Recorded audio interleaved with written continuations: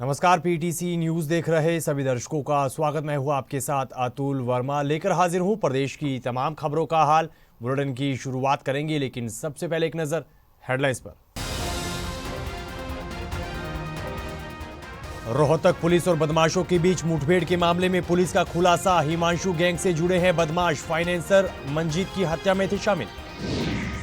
सोनीपत में नाबालिग लड़की की संदिग्ध हालात में मौत के मामले में पुलिस ने रुकवाया अंतिम संस्कार। शव को अधजली हालत में पोस्टमार्टम के लिए भेजा अस्पताल।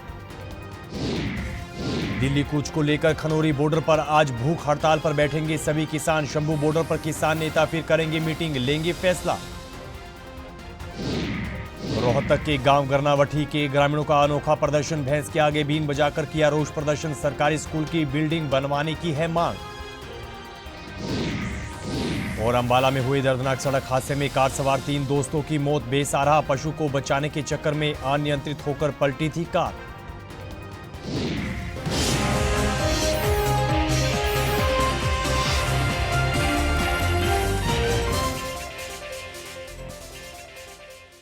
तो चलिए बुलेटिन की शुरुआत करेंगे अपराध जगत से जुड़ी अहम खबर के साथ। रोहतक सीआईए पुलिस और बदमाशों के बीच मुठभेड़ के मामले में पुलिस ने बड़ा खुलासा किया है।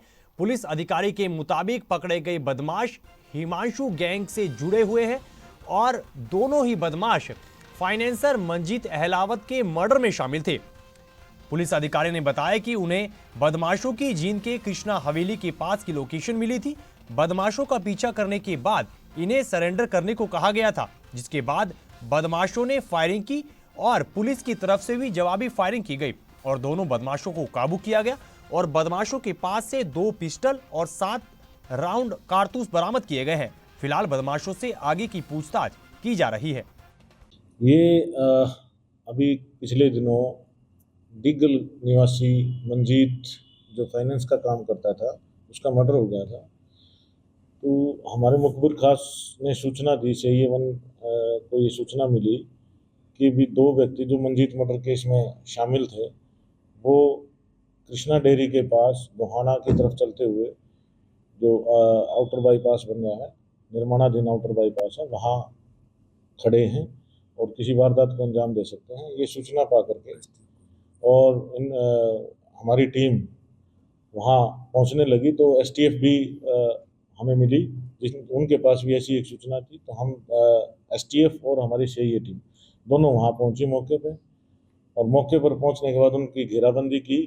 तो पुलिस के द्वारा घेरे जाने पर उन्होंने पुलिस पर फायरिंग शुरू कर दी और जवाबी कार्रवाई में जब हमारी तरफ से भी फायरिंग हुई तो दोनों तरफ से फायरिंग होने के बाद हमारे एक सब इंस्पेक्टर 2 एएसआई को भी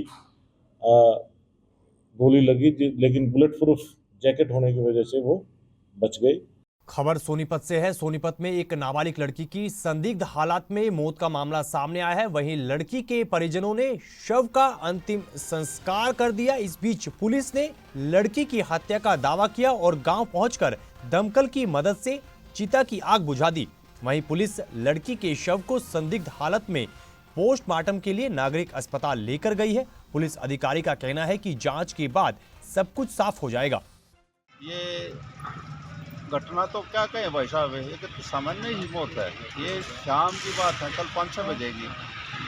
शायद कुछ उल्टा सुल्टा खा लिया, कुछ ने फूड पॉइजन को पदार्थ ऐसा पी लिया कि शायद, तो उसको उन्होंने बोल कर कि इसने प्रधान जी गाड़ी लेगा ये कि इसने दिक्कत उल्टी ही लाग गए हैं, कहते कुछ खा पी ना लिया हो।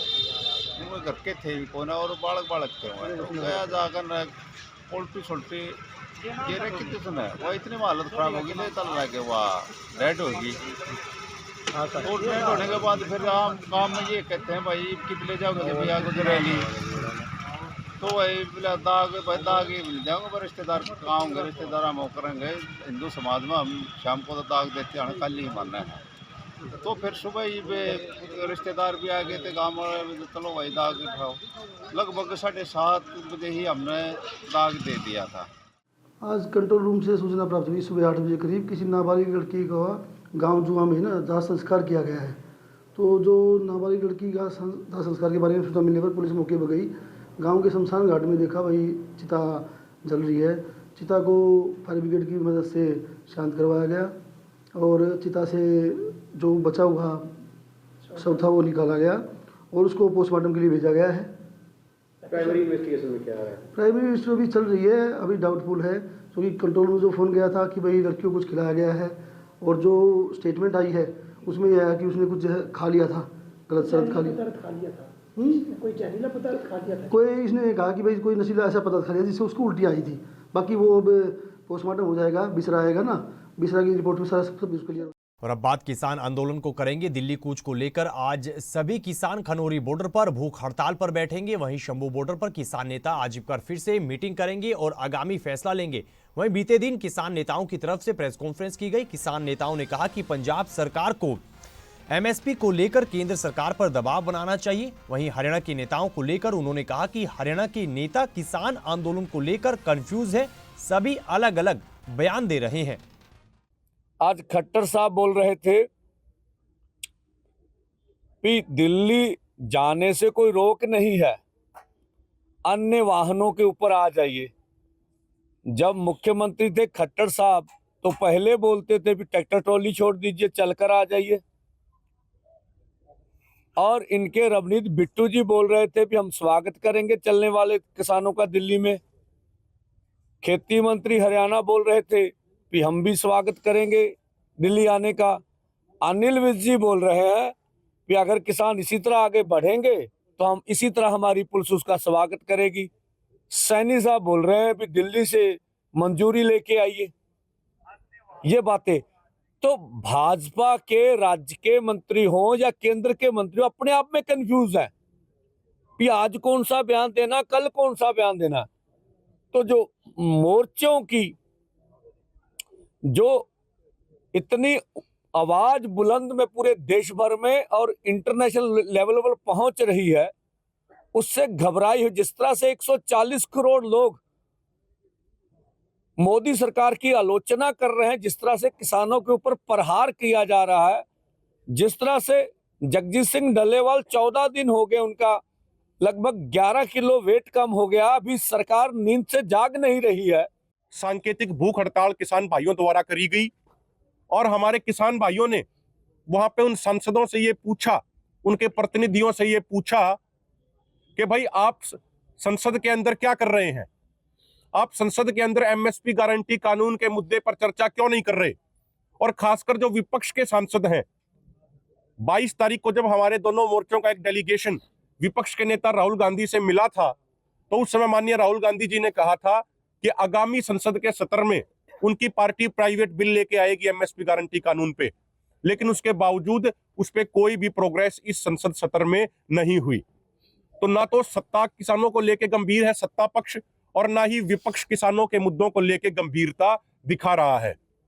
आज उत्तर प्रदेश के अंदर अलीगढ़ में जब हमारे साथी वहां के सांसद के घर के बाहर धरना देने जा रहे थे, तो उससे पहले पुलिस ने हमारे साथियों को, जितेंद्र शर्मा जी को और उनके तमाम पदाधिकारियों को बड़ी संख्या में गिरफ्तार किया। वहीं शंभू बॉर्डर पर ताजा स्थिति को लेकर अंबाला से हमारे पीटीसी संवाददाता ने ग्राउंड जीरो से जानकारी साझा की है। इस दौरान उन्होंने क्या कुछ कहा है, सुनेगा। अंबाला के शंभू बॉर्डर पर जो हरियाणा और पंजाब को आपस में जोड़ता है, यहाँ पर परली तरफ किसान बैठे हैं। ये मैं आपको दिखाना चाहूंगा। देखिए, ये सुरक्षा कर्मी यहाँ पर खड़े हुए हैं। इस समय काफी रिलैक्स मूड में नजर आ रहे हैं, क्योंकि आज किसानों ने दिल्ली ना जाने की बात कही थी और उन्होंने कहा था कि आज हम आराम करेंगे। और अभी कुछ समय पहले उनकी प्रेस कॉन्फ्रेंस भी परली तरफ चल रही है और जिसमें उन्होंने ये ऐलान भी किया है कि अभी अगली रणनीति हम कल बनाएंगे, मतलब कल भी दिल्ली की तरफ कूच ना करें। लोगों को परेशानी जरूर हो रही है रोड बंद होने से। हालांकि सुरक्षा कर्मी की हम बात करें, वो देखिए किस तरह से आगे भी बसेज वगैरह खड़ी है।